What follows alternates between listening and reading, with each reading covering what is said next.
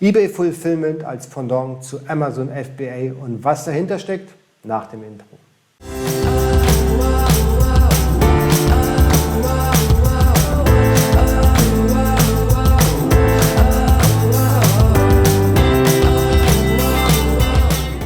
Hallo, herzlich willkommen, du bist hier beim Baygraph Podcast. Hier geht es um eBay SEO und alle E-Commerce-Themen. Wenn das für dich spannend ist, dann drückst du jetzt den Abo-Button und die Glocke, damit du informiert bist, sobald ein neues Video online geht. Und heute geht es um ein wirklich spannendes Thema und zwar das eBay Fulfillment, also quasi das Pendant zu Amazon FBA. Und der Michael Groß, der jetzt hier auf der Seite neben mir sitzt, der weiß eine ganze Menge über das Thema und heute werde ich ihn mal so richtig ausfragen. Hallo Michael. Hallo Jens, dann legen wir los. Dann legen wir los, richtig. Also Amazon FBA kennt jeder. Was ist eBay Fulfillment? Ja, eBay Fulfillment ist quasi das Pendant zu Amazon FBA. Es gibt einen Partner, mit dem eBay zusammenarbeitet, die Firma Fiege. Die haben also recht große Lager, wo man dann seine Ware dort einlagern kann und das dann direkt verschickt wird, sobald die Bestellung bei eBay eingeht und bezahlt ist. Das heißt, anders als bei Amazon, die ja ihre eigenen Lager unterhalten, hat sich eBay denn einen Logistikpartner gesucht für das Thema? Einen recht großen Logistikpartner. Ich finde das sehr verantwortungsvoll, dass eBay sagt, okay, wir sind ein Marktplatz, wir sind ein digitales Produkt, ja, und vom Logistik haben wir noch nicht ganz so viel Ahnung. Da suchen wir uns einen Partner, der sich auf dieses Thema spezialisiert hat und bieten das unseren Händlern an, finde ich schon großartig. Ja. Und die versuchen es doch, glaube ich, gar nicht zu verstecken. Also das ist jedem bekannt, wo die Ware liegt, ja, und dass es eben nicht eBay selber ist, sondern tatsächlich ein Drittanbieter bzw. eine Third-Party-Lösung, finde ich großartig. Auf der eBay Open hatten Sie ja schon länger darüber diskutiert. Da hatten Sie dann ja auch nochmal ein bisschen gezeigt, was jetzt dahinter steckt von der Kostenstruktur. Und was ich wirklich sehr bemerkenswert finde, ist die Cut-Off-Time. Die liegt deutlich weiter hinten als beispielsweise bei Amazon. Weißt du, wie viel Uhr die letzte Bestellung ist? Die Cut-Off-Time ist 19 Uhr bei eBay für eBay Plus Bestellungen. Das heißt, wenn ich als eBay Plus Kunde um 19 Uhr bestelle, dann habe ich die Ware am nächsten Tag? Zu 90%. Zu 90%. Das ist großartig. Das heißt, also 90% aller Bestellungen, die ich bis 19 Uhr tätige, kommen dann tatsächlich am nächsten Tag an. Das ist schon ziemlich schnell, das ist sportlich. Du sprichst ja mit vielen Händlern. Im Zuge von Baygraph hast du ja auch Kontakt zu vielen großen Händlern. Wie ist denn da das Feedback bei denen, die diesen Service nutzen? Ich kenne einige Händler aus unserem Kundenkreis, die auch schon in der sehr frühen Beta-Phase bei dem eBay Fulfillment Service Kunde waren oder da mitgemacht haben. Und habe eigentlich da nur positive Meinungen gehört. Also positive Meinungen in Form von Zusammenarbeit, von Anlieferung oder auch dann von Kundenzufriedenheit? Von der Zufriedenheit. Also man kann es ja zusammenfassen, ne? Es ist zuverlässig, es ist schnell und es ist günstig. Und man hat natürlich als Händler den zusätzlichen Vorteil noch, dass man halt von eBay protected ist. Also man hat quasi, selbst wenn irgendwas passiert, sei es der Versanddienstleister, sei es der die Sache einpackt oder was auch immer da passieren kann, hat man zumindest von eBay keine Restriktion zu erwarten. Weil man ist ja nicht schuld. Wenn ich jetzt beispielsweise, fangen wir mal von ganz vorne an, ich bewerbe mich für dieses Programm und werde dann angenommen. Das ist nicht so, dass ich automatisch dort die Ware hinschicken kann, wie es quasi bei Amazon ist, sondern ich muss mich da erstmal durch einen Anmeldeprozess durchmanövrieren. Genau, also es funktioniert noch nicht, dass man vom eBay Backend aus verschicken kann. Ne? Man muss also eine Warenwirtschaft haben, die jetzt schon angebunden ist. Das sind in dem Fall ist das Plenty, JTL und Dreamrobot. Und man muss dann die Anbindung haben von der Warenwirtschaft. Das wird dann in dem Anmeldeprozess wird das dann freigeschalten, angebunden, wie auch immer man das nennen mag. Und dann kann man dann quasi loslegen. Das heißt, ich muss mit diesem ERP-System arbeiten, mit einem von diesen, Ja, um überhaupt das eBay Fulfillment nutzen zu können. genau, genau. Ah, okay, das ist spannend. Also das nochmal, das sind ja ganz wichtige Informationen. Also Plenty Market, JTL, DreamRobot und Speed for Trade. Das sind die, die jetzt schon dabei sind. Aber eBay hat in Aussicht gestellt, dass da jetzt weitere folgen werden. Genau, genau. Also die anderen, die dann noch übrig sind, werden dann wohl sukzessive noch angebunden. Es gibt also die Information, die ich habe, es gibt natürlich auch eine API für das Fulfillment. Und man könnte theoretisch, wenn man programmiertechnisch begabt ist, könnte man sich theoretisch auch selber anbinden. Ja, okay, das heißt, Aber wie anbinden gesagt, heißt, nur theoretisch. ja, Ich anbinden kenne heißt noch was? keinen. Ja.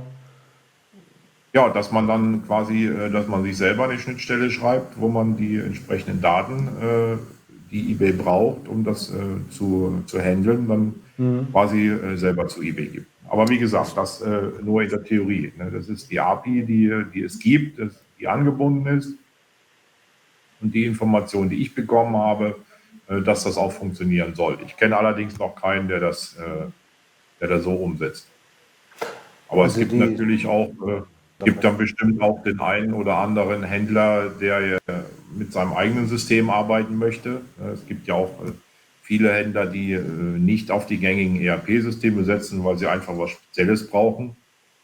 Und die haben dann wahrscheinlich auch die Möglichkeit, sich dann selber anzubinden, ob das in Absprache mit eBay geht oder ob man sich dann freischalten lassen muss oder wie auch immer. Das entzieht sich leider meiner Kenntnis. Ich weiß nur, dass die Schnittstelle selber zur Verfügung steht. ja, am besten gleich, wenn man solche Aufgaben hat, am besten gleich zu eBay eskalieren, fragen, wie man das am besten löst. Und wenn es möglich ist, bekommt man, so wie üblich bei eBay, auch sehr schnell und sehr kompetent eine Antwort.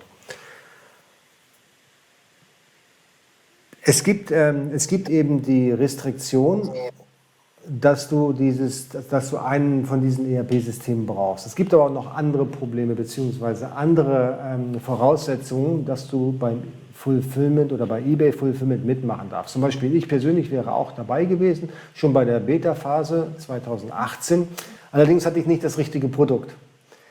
Was eBay eben in der Beta-Phase damals nicht akzeptieren konnte, waren Flüssigkeiten. Das ist natürlich direkt in meinem Bereich und deswegen konnte ich nicht mitmachen. Und eben die Versanddienstleistungen, die sie anbieten, können keine Sonderoptionen beinhalten. Zum Beispiel Alterssichtprüfung ist nicht möglich. Also hast du irgendwelche Produkte, eben Alkohol oder sonst irgendwas, was du nur rausschicken kannst, wo es eine Alterssichtprüfung bedarf, dann hast du bei eBay Fulfillment keine Chance, weil das können die aktuell noch nicht anbieten. Also eine Einschränkung von mir noch dazu, du kannst mit eBay Fulfillment nur Neuware verschicken. Okay, auch ein wichtiger Punkt, genau. Also nur Neuware. Ja, also Und dann, Gebrauchtware ist von den AGBs ausgeschlossen, ja. aus welchem Grund auch immer. Ne? Ob das jemand kontrolliert, ist dann schon wieder eine andere Sache, aber ich nehme mal an, wenn es dann um Versicherungsfall geht, dann ist das dann naheliegend, dass man sich dann darauf beruft, wenn man wirklich gebrauchte Sachen verschickt. Ja, absolut.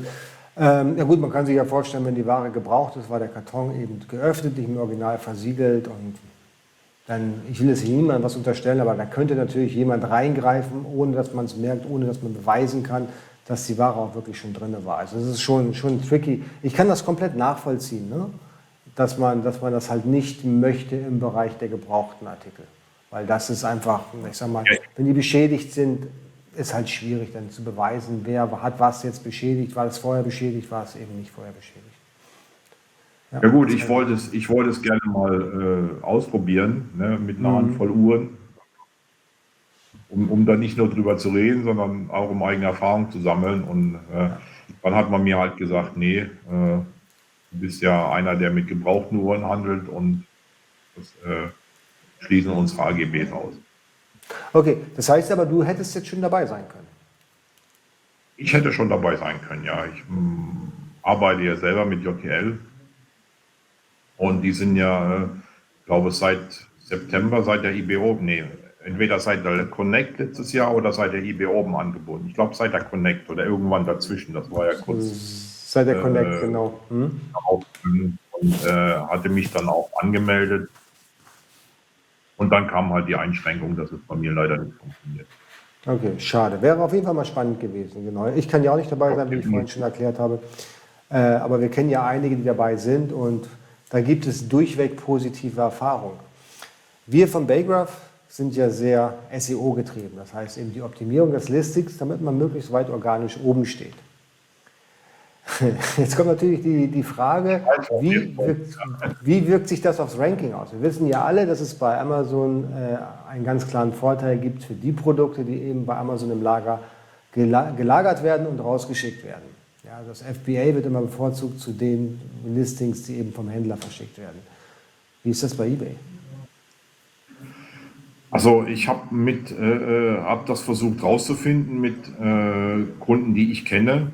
Und wir haben keine Ranking-Veränderung gesehen, nachdem das eBay Fulfillment aktiviert wurde. Keine. Keine. Wie gesagt, es sind aber auch nur Einzelfälle. Ne? Es ist immer schwierig, Leute zu finden, dass man repräsentative Umfragen machen kann oder repräsentative Ergebnisse bekommt. Gerade, ne, auch wenn du dann Leute findest, die sagen, hey, wir haben eBay Fulfillment, ne, die haben dann natürlich auch nicht gemessen, bevor sie kein eBay Fulfillment hatten.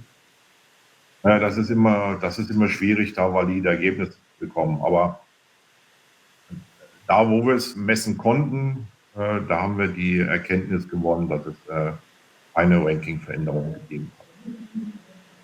Kann sein, dass eBay das irgendwann anpasst. Ne? Oder dass sich halt auch die Versandzeit oder die späte Cut-Off-Zeit, die man ja drin hat, dass sich das halt nicht ausgewirkt hat. Ne? Ich habe auch einen Kunden gehabt, der das eBay Fulfillment nutzt, aber die Zeit auch nicht angepasst hat im Listing. Also da war dann immer noch auf einen Tag Bearbeitungsdauer gestanden, obwohl er halt quasi den Express-Versand hat dann mit dem eBay Fulfillment. Also das spielt dann natürlich auch eine Rolle. Wenn man schon mit Express verschickt, dann muss man das an eBay auch mitteilen. Also eBay merkt das nicht intern, dass der Kunde oder der Verkäufer jetzt mit eBay Fulfillment verschickt, weil das ja auch nicht global funktioniert. Ne? Das ist ja dann, das eBay Fulfillment ist ja artikelbezogen. Ja, richtig. Ich kann ja sagen, den verschicke ich mit Fulfillment und den nicht. Ja, und wenn eBay jetzt dann permanent den Verkäufer hochstufen würde, aufgrund dessen, dass er jetzt direkt an dem Fulfillment teilnimmt, dann wäre das auch wieder eine Verschiebung. Also ich nehme an, wenn Cassini darauf reagiert, dann wäre das wahrscheinlich nur auf die Expressversandoption. Dass man muss dann halt wahrscheinlich auch sagen, okay, ich verschicke mit eBay Fulfillment, dann muss ich natürlich auch die 0 Tage Reaktionszeit dann einstellen bei dem Artikel und dann halt auch die späte Cut-Off-Time. Ne? Und dann könnte ich mir vorstellen, dass Cassini ein bisschen reagiert, aber es ist halt auch ein weiches Kriterium. Also, aber der Kunde reagiert. Wenn der erfährt aus deinem Listing, wenn du jetzt bis 19 Uhr bestellst, bekommst du morgen noch den Artikel. Das hält er wahrscheinlich dann, wenn er bestellt, für einen guten Witz und glaubt nicht dran. Und dann ist die Überraschung umso größer, wenn tatsächlich am nächsten Tag im Postkasten seine Bestellung liegt. Aber das ist ja dann wieder die Differenz zwischen Ranking und Conversion, ne, worüber wir immer reden. Ich bin ja nur fürs Ranking. Ja gut, aber je mehr du verkaufst, ja, desto eher ist dann ja auch die Wahrscheinlichkeit, dass du oben rankst. Genau, und wenn das eben der Grund ist, warum du verkaufst, dann hat das schon valide Grundlage, dieses Fulfillment.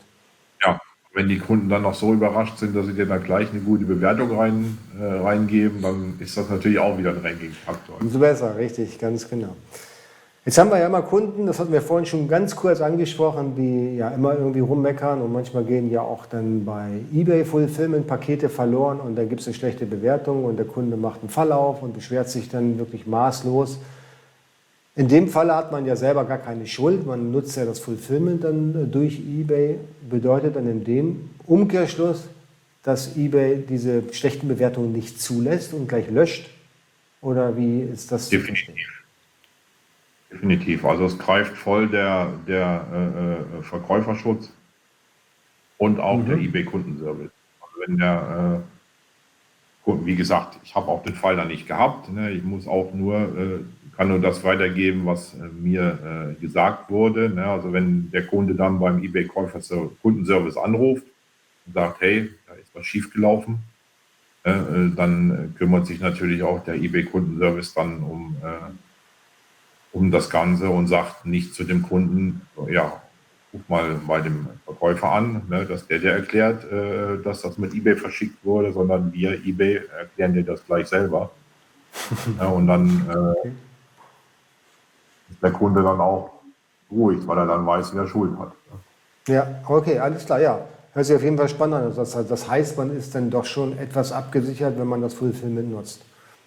Also Genau. du brauchst kein eigenes Lager mehr, du hast eine Cut-off-Time, 19 Uhr, die kannst du selber nie realisieren, wenn man jetzt mal ehrlich ist. Also sehr schwierig, ich sage mal 99% können das nicht selber realisieren. Und du hast einen gesonderten Schutz durch eBay, wenn da irgendwas schief geht. Das hört sich fantastisch an. Genau. Eigentlich ein No-Brainer, oder? Genau. Und kommt noch ein großer positiver Aspekt dazu, ist natürlich der Multi-Channel-Versand. Ne? Multi-Channel-Versand heißt, für alle, die es nicht wissen, dass du die Ware dann auch außerhalb von der eBay-Plattform an Kunden schickst. Das heißt, du verkaufst die Ware über deinen eigenen Shop und kannst dann aber die Ware von dem eBay-Fulfillment direkt an den Kunden rausschicken lassen, der eben über deinen Shop gekauft hat und nicht bei eBay. Also großartig. Und du wirst nicht schlechter behandelt als die Ware, die über eBay verkauft wurde. Ja, ist das so? Ich kenne andere Marktplätze, da kann man manchmal 3 Tage warten, bis die Ware rausgeht, wenn es dann nicht über den gleichen Marktplatz gekauft wird. Okay, ja, das ist super. Das ist eBay egal. Ne? Das heißt aber auch in diesem Falle Cut-off-Time 19 Uhr. Bestellt mein Kunde in meinem Shop um 18 Uhr, dann kriegt er genau wie ein eBay-Kunde die Ware in 90% aller Fälle noch am nächsten Tag. Ja, genau. Das hört sich vernünftig an. Ich nehme auch an, wie gesagt, konnte es leider selber nicht ausprobieren, aber ich nehme an, dass der die Ware dann verpackt und zum Auto trägt, auch nicht weiß, ob das bei eBay verkauft wurde oder bei dir im eigenen Shop. Die Frage ist jetzt, ich weiß nicht, ob das schon bekannt ist, ob es dann Branding gibt. Gibt es dann eBay Fulfillment Branding auf dem Karton? Weißt du das? Es gibt eBay-Kartons, aber auch das ist mir nicht bekannt, ob die da dafür spezielle Kartons verwenden. Also ich weiß, dass es eBay-Kartons gibt. Ja. Ich weiß auch, dass eBay die Kartons einkauft. Aber ob die es fürs Fulfillment benutzen oder nur um die wieder an die Händler weiterzugeben, das ist mir leider nicht bekannt. Aber es wäre schade, wenn sie es nicht machen würden. Ne? Ja. Finden wir raus, schreiben wir unten später in die Kommentare dazu, wie das in dem Multi-Channel-Versand aussieht. Ob die da inkognito die Pakete verschicken oder ob die da auch dann ihr eBay-Logo drauf haben. Was natürlich möglicherweise da beim Kunden, der eben das Paket bestellt hat, ein bisschen verwirrt, ja, wenn er in einem Shop bestellt und er kriegt von eBay Post. Die erste Reaktion ist dann wahrscheinlich, ich habe nichts bei eBay bestellt. Und die zweite Reaktion ist, er freut sich, dass er seine Ware so schnell bekommen hat. Im besten Falle. Jetzt haben wir viel über den Service gesprochen, aber jeder Service hat auch einen Preis. Wissen wir, was das kostet? Oder wir wissen, was es kostet. Wir wissen, was es kostet. Lass uns mal das Beispiel hier an diesem Föhn aufmachen. Der Föhn ist leichter als 1 Kilogramm, kostet im Fulfillment 3,75 und die Lagerung 14 Tage wird geschätzt auf 14 Cent. Das heißt, das Ganze einlagern und verschicken an den Kunden kostet dich 3,89. Genau. Und das ist für ein normales Kilopaket kein schlechter Preis. Ne? Nein, überhaupt nicht. Das ist sogar ein ziemlich guter Preis. Gut, natürlich die großen Händler, die jetzt auch gute DHL-Konditionen haben, die werden sagen, das ist viel zu teuer. Aber Nochmal, da ist es schon inklusive Lagerung, inklusive Pickpack, inklusive Versandkartons. Quasi das ganze komplette Fulfillment. Ja? Auch inklusive Einlagerung. Und ich glaube, dass die wenigsten Händler da draußen für 3,89 einen Föhn verschicken können, wenn sie wirklich alle Kosten, die sie hatten, dann in die Waagschale werfen. Und du darfst ja nicht vergessen, bei dem 3,75, was das Fulfillment selber kostet, exklusive der Lagerung, hast du natürlich den Pick- und Pack-Vorgang dabei, du hast den Versand dabei, du hast das Verpackungsmaterial dabei, du hast bis 1.000 Euro Haftung dabei. Ne? Bei DHL kriegst du nur 500 Euro. Gut, Sendungsverfolgung hast du bei den anderen auch, aber ich glaube, allein die 1.000 Euro Haftung ist schon interessant, weil es gibt auch Leute, die ein bisschen teurere Sachen verkaufen, jetzt gerade der Föhn nicht, ne, aber es gibt ja viele Leute, die zwischen 500 und 1.000 Euro verkaufen. Ne. Nehmen wir nur mal als Beispiel die ganzen Handys, die verkauft werden. Ne. Ja, genau. Es ist ja richtig, mittlerweile ist ja ein Standard-Handy schon irgendwo zwischen 500 und 1.000 Euro angesiedelt. Genau. Und dann kann man da schön das Fulfillment nutzen und ist halt komplett abgesichert. Okay, nicht jeder hat einen Föhn. Die meisten haben ja kleine, einfache Produkte, damit die dann auch nicht so viel Lager- und Versandkosten haben. Gerade die Amazon FBA-Händler, die versuchen hier immer so kleine, süße Kartons zu haben, damit die Kosten dort gedrückt sind. Da habe ich hier auf der nächsten Folie habe ich da auch eine Beispielrechnung, die hier nochmal die Kosten auf oder bei eBay Fulfillment umreißt. Nehmen wir mal an, wir haben eine Scan-Disk in so einem kleinen Blister-Package. Das kostet 1,65 an Versandkosten. 1,65, das ist wie das ist nicht mal, das ist kleiner als ein Maxi-Brief. Ja, man darf, im Prinzip, man darf ja auch nicht davon ausgehen, dass das per Paket verschickt wird. Das wird möglicherweise, oder das wird per Brief verschickt, ja, mit einer Haftung von 20 Euro. Das heißt, hier muss es auch in irgendeiner Form einen Tracking-Code geben. Ja. Du hast keine Chance. Ja, was zahlst du noch? Ich weiß gar nicht, ich kenne nur die alten Preise vielleicht ist das schon wieder teurer geworden. Der Maxi-Brief hat ja 1,45 gekostet. Ne? Und da hast du aber keine Sendungsverfolgung gar nichts dabei. Ne? Genau, Sendungsverfolgung kostet bei DHL, glaube ich, oder bei der Post ist es dann ja, glaube ich, 1 Euro. Genau, diese Warnsendung. Ne? Und dann bist du schon bei 2,50. Ne? Ja, also wie gesagt, und da ist dann alles mit dabei. Also vom Preis her, der rechnen kann und sagt, okay, ich muss kein Lager unterhalten, ich muss keine Mitarbeiter einstellen, ich muss kein Versandmaterial bestellen, ja, ich brauche keinen Scanner, ich brauche keine Regelabholung, ich muss nicht ständig vor Ort sein. Ich kann, um das jetzt hier nochmal zu belasten, ein ortsunabhängiges Business aufbauen. Ist eBay Fulfillment eigentlich eine sehr, sehr gute Variante. Und vor allen Dingen nochmal, du kannst diese Artikel natürlich auch im Multichannel zu anderen Kunden verschicken. Im Prinzip wäre es doch auch möglich, Multichannel heißt ja auch, ich verkaufe auf Amazon, ja, und verschicke dann aus dem eBay-Lager. Gibt es da irgendwelche Restriktionen? Ich weiß es nicht, ob du dann dein Prime-Badge kriegst von Amazon. Ne? Nee, den kriegst du nicht, nein. Nein, aber musst du ja auch nicht. Kein Prime bei eBay oder so. Geht nicht, das geht technisch nicht. Also du kannst keinen Prime-Badge kriegen, auch wenn du FBM wärst, also Fulfillment by Merchant, kriegst du trotzdem kein Prime-Badge, weil du ja das Versandticket über eBay kaufen müsstest, über Amazon kaufen müsstest. Und das geht natürlich nicht, wenn du das über eBay rausschickst. Okay. Nee, das funktioniert. Ja, dann ist das der einzigste Nachteil wahrscheinlich. Aber du bist genau, weil sonst wäre es ja super schnell. Ne? Aber wie gesagt, dann hast du eben Artikel, die nicht per Prime verschickt werden, die werden ja auch gekauft. Das ist ja nicht so, dass Nicht-Prime-Artikel überhaupt nicht gekauft werden, aber du hast natürlich nicht so ein möglicherweise nicht so ein gutes Ranking, kommt immer auf dein Produkt drauf an.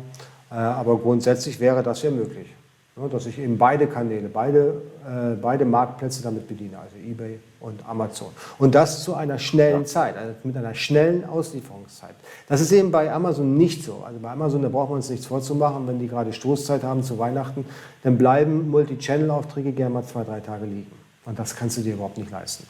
Ja? Also zumindest nicht, wenn du den Kundensupport und die Kundenzufriedenheit ernst nehmen möchtest.